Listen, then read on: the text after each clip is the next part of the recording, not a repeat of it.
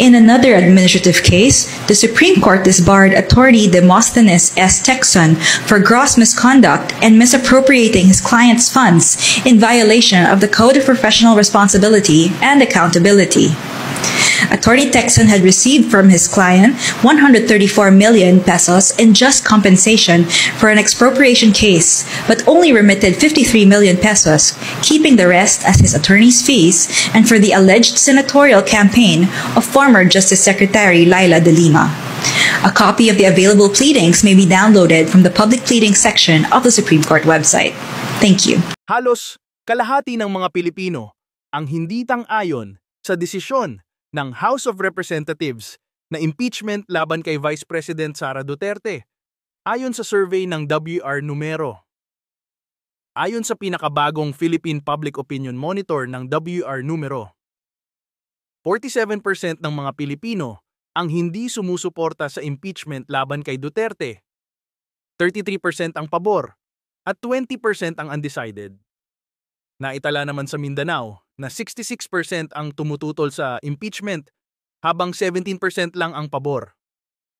Habang sa Metro Manila, 48% ang sumusuporta sa impeachment.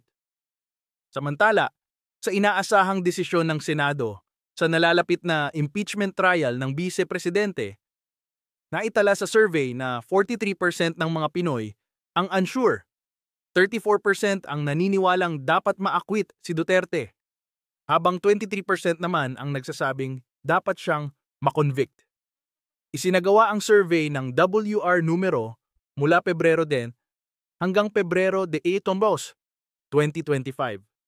Kasunod ng pagboto ng House of Representatives na ma-impeach si Vice President Duterte noong Pebrero 2025.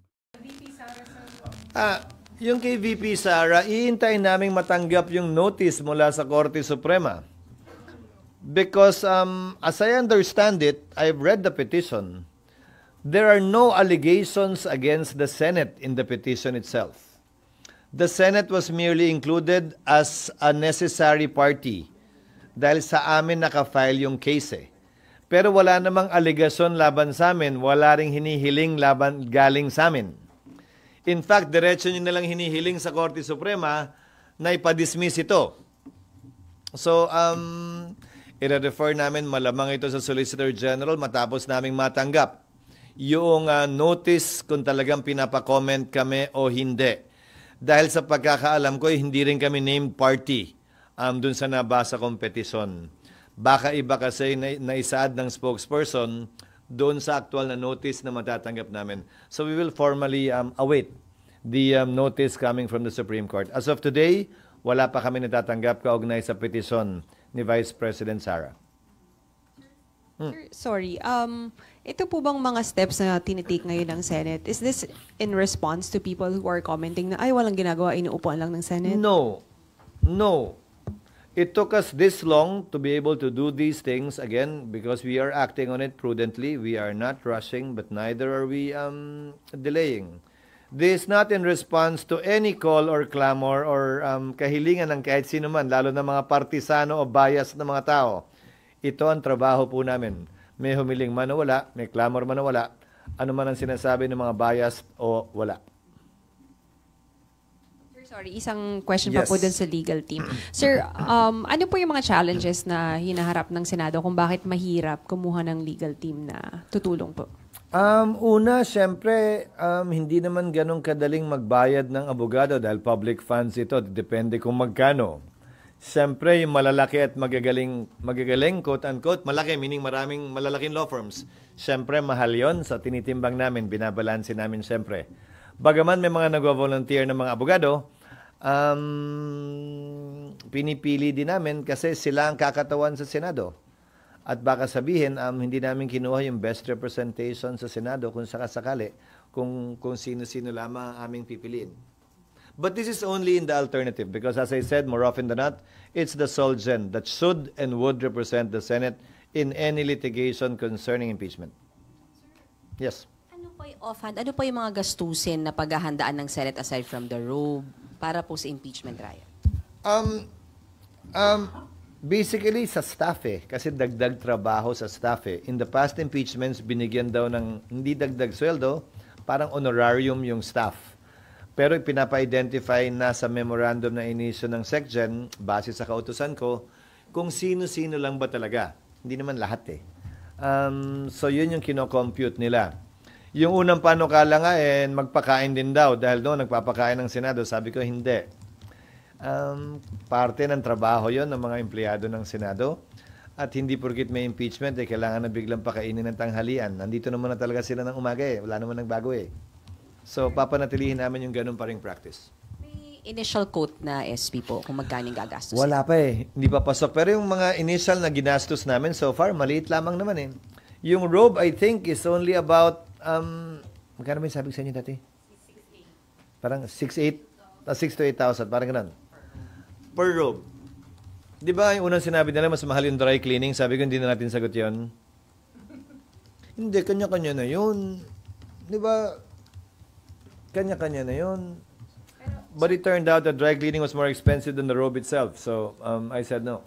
Structure-wise, SP, may mga gagastusin ba? Like, di ba may hiwalay na room for prosec, for defense, for mga live reports, magpapatayo ka ng mga ganon, o wala na? Wala na. Merong sariling carpentry ang Senado. Kung bibili mo ng kahoy at pako, konti na lamang yon para sa mga stage. At ina-identify na rin namin yung mga kwarto na i-assign sa prosecutor, sa defense, at gayon din sa audience o sa media.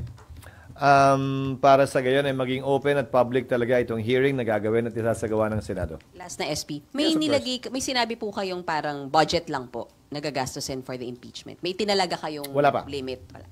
Wala pa, pero buwang paniniwala ko, tiwala ko na may sapat na pondo ang Senado para dyan. Dahil hindi naman ako papayag na masyadong malaki din yan, nang hindi tinitipid din yan. Ano to binidistribute mo? Hindi. Asan yung letters kala? Hindi magkakasama to, ha? Ba't nyo in-stapler kung hindi magkakasama?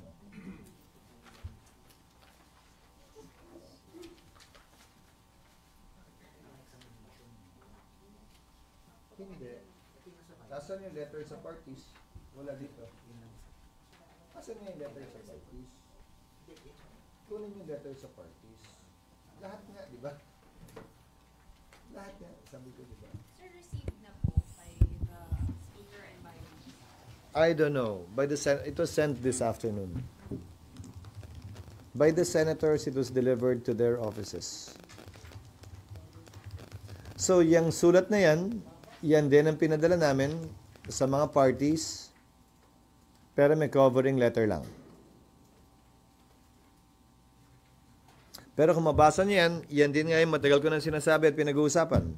Only that it's now reduced in writing, but still nevertheless subject to the approval by the majority of senators once we resume.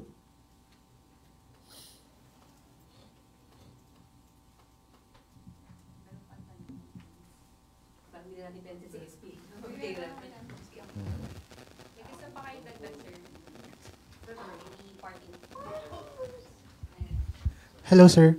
Sir, may plans pa po bang mag-call for an all-senator caucus? Like what Senator Coco and Risa are calling for? Not at this time, no. But I'll see Senator Coco tomorrow. Wala lang, magkakape kami. Sabi ko, di ba kape? Hindi naman bawal magkape. Magkakape kami, oo. Sorry, SP, bakit wala pong focus? Dahil sa case against Vice President Sara Duterte. Bilang possible na tumayo na impeachment judge, ano na po yung preparation ninyo sa ngayon?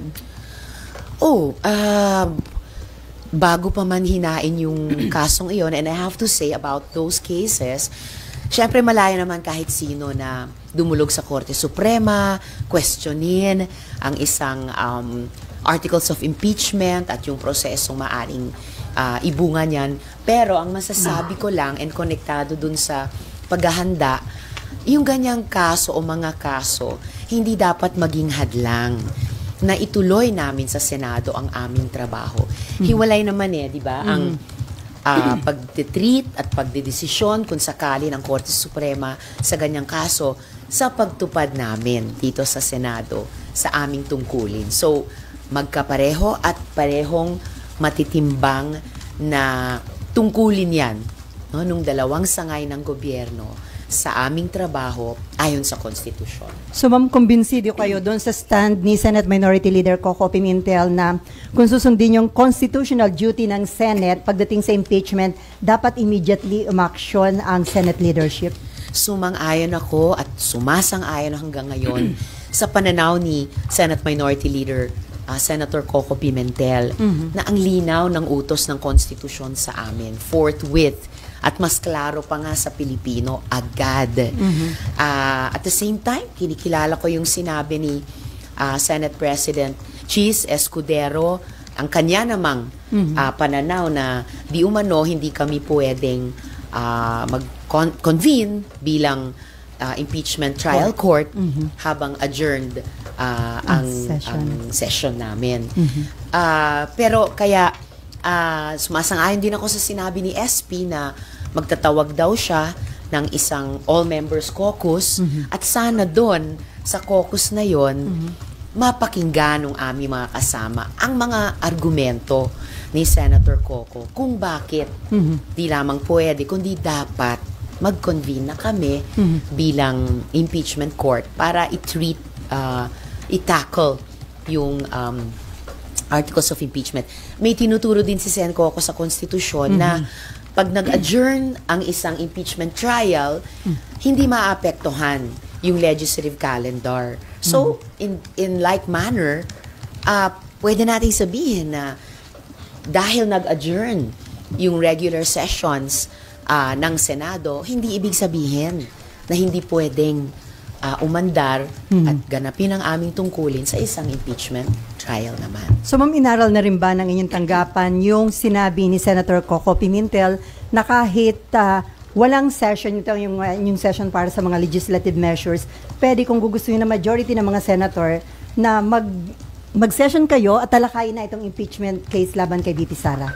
And kung gugustuhin na majority ng mga senator? Yes, at kung tamang pag-intindi ko kay Senator Coco, hindi lang pwede kung hindi dapat.